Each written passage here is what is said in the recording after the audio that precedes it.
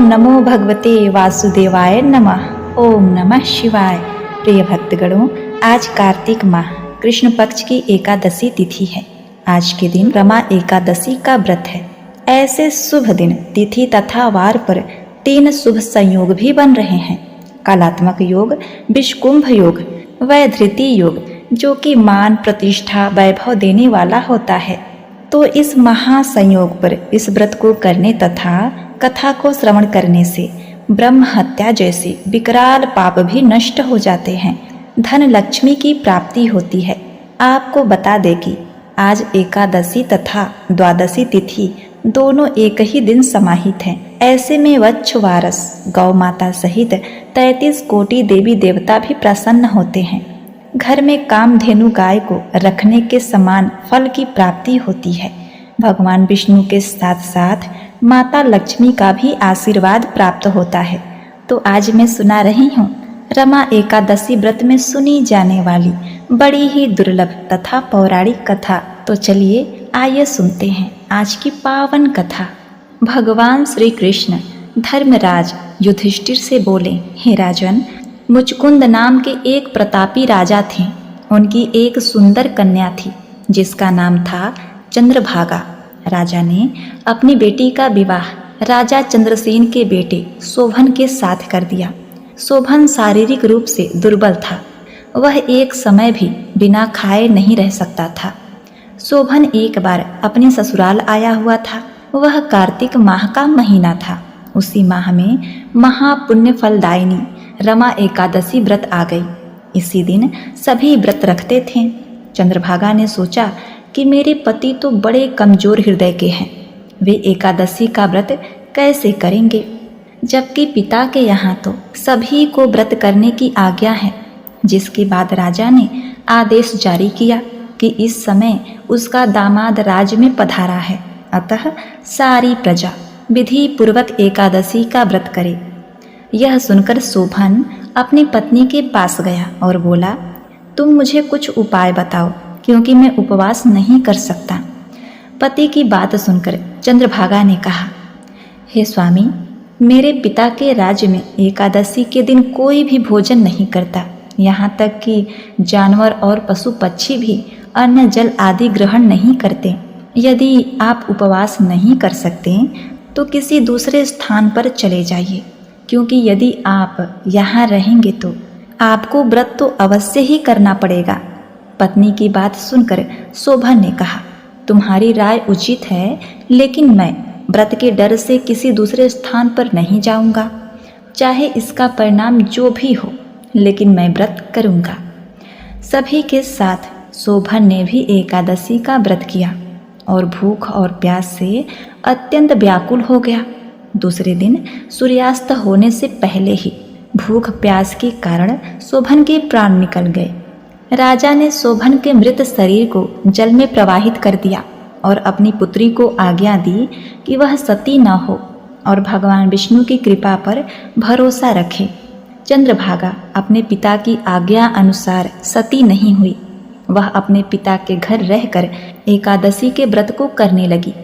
उधर रमा एकादशी के प्रभाव से शोभन को जल से निकाल लिया गया और भगवान विष्णु की कृपा से उसे मंदराचल पर्वत पर धन्य धान से परिपूर्ण तथा शत्रु रहित देवपुर नाम का एक उत्तम नगर प्राप्त हुआ। उसे वहाँ का राजा बनाया गया। उसके महल में रत्न तथा स्वर्ण के खंभे लगे हुए थे।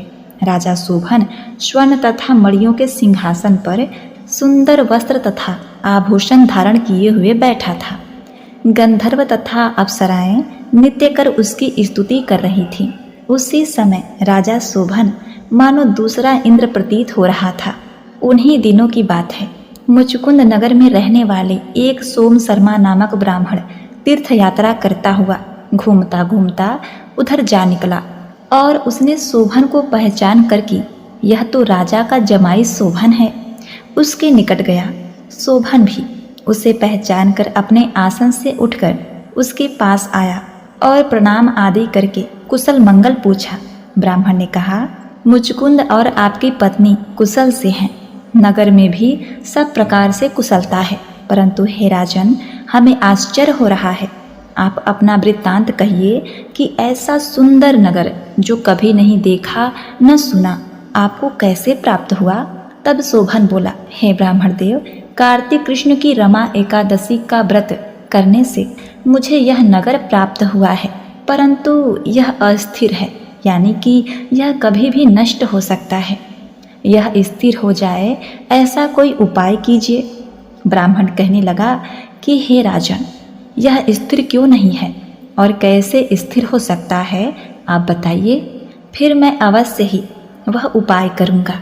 मेरी इस बात को आप मिथ्या ना समझिए। शोभन ने कहा, हे ब्राह्मण देव, मैंने इस व्रत को श्रद्धा रहित होकर किया है, अतः यह सब कुछ अस्थिर है। यदि आप मुचकुंद की कन्या अर्थात जो मेरी पत्नी थी उसको सब वृत्तांत कहें तो यह स्थिर हो जाएगा। ऐसा सुनकर उस श्रेष्ठ ब्राह्मण ने अपने नगर लौटकर चंद्रभागा से सब वृत्तांत कह सुनाया। ब्राह्मण के वचन सुनकर चंद्रभागा बहुत ही प्रसन्नता से ब्राह्मण से कहने लगी, हे ब्राह्मण देव, यह सब जो आप बता रहे हैं क्या आपने सच में प्रत्यक्ष देखा है या स्वप्न की बात कर रहे हैं। ब्राह्मण कहने लगा, हे पुत्री, मैंने महावन में तुम्हारे पति को प्रत्यक्ष देखा है, साथ ही किसी से विजय न होने वाला ऐसा देवताओं के नगर के समान उसका नगर भी देखा है। उसने यह भी कहा है, पुत्री, जिस प्रकार वह स्थिर रह सके सो उपाय करना चाहिए। चंद्रभागा कहने लगी, हे विप्र, मुझे वहाँ ले चलो, मुझे पति देव के दर्शन की तीव्र लालसा है। मैं अपने किए हुए पुण्य से उस नगर को स्थिर बना दूंगी।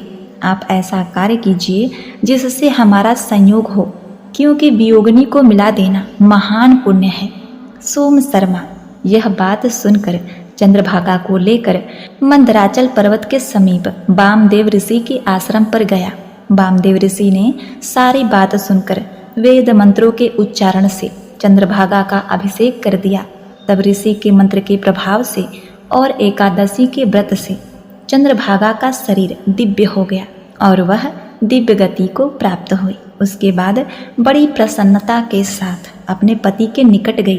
अपनी प्रिय पत्नी को आते देखकर शोभन अति प्रसन्न हुआ और उसे बुलाकर अपनी बाईं तरफ बैठा दिया।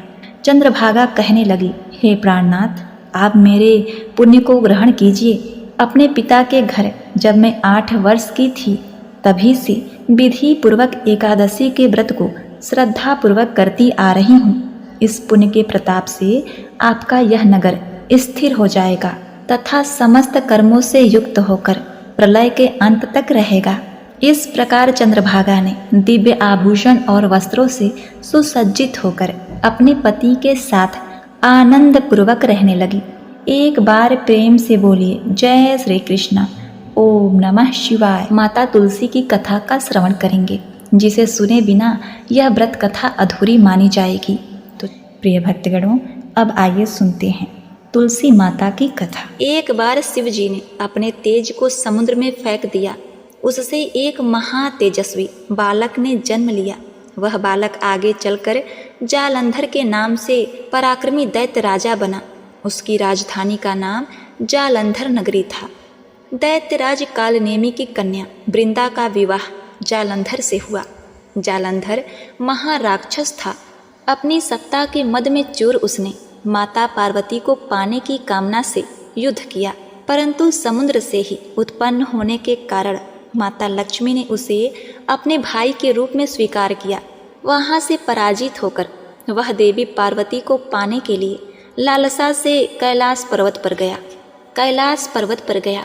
भगवान देवाधिदेव शिव का ही रूप धरकर माता पार्वती के समीप गया, परंतु माँ ने अपने योग बल से उसे तुरंत पहचान लिया तथा वहां से अंतर ध्यान हो गई। देवी पार्वती ने क्रुद्ध होकर सारा वृत्तांत भगवान विष्णु को सुनाया। प्रिय भक्तगणों, जालंधर की पत्नी वृंदा अत्यंत पतिव्रता स्त्री थी। उसकी पतिव्रता धर्म की शक्ति से जालंधर न तो मारा जाता था और न ही पराजित होता था। इसीलिए जालंधर का नाश करने के लिए वृंदा के पतिव्रत धर्म को भंग करना बहुत जरूरी था। इसी कारण भगवान विष्णु ऋषि का वेश धारण करके वन में जा पहुँचे। वहाँ वृंदा अकेली भ्रमण कर रही थी। भगवान के साथ 2 मायावी राक्षस भी थे, जिन्हें देखकर वृंदा भयभीत हो गई। ऋषि ने वृंदा के सामने पल भर में दोनों को भस्म कर दिया। उनकी शक्ति देखकर वृंदा ने कैलाश पर्वत पर महादेव के साथ युद्ध कर रहे अपने पति जालंधर के बारे में पूछा। अपनी माया जाल से 2 वानर प्रकट किए। एक वानर के हाथ में जालंधर का सिर था तथा दूसरे के हाथ में धड़। अपने पति की यह दशा देखकर वृंदा मूर्छित होकर गिर पड़ी। होश आने पर उसने ऋषि रूपी भगवान से विनती की कि वह उसके पति को जीवित करें।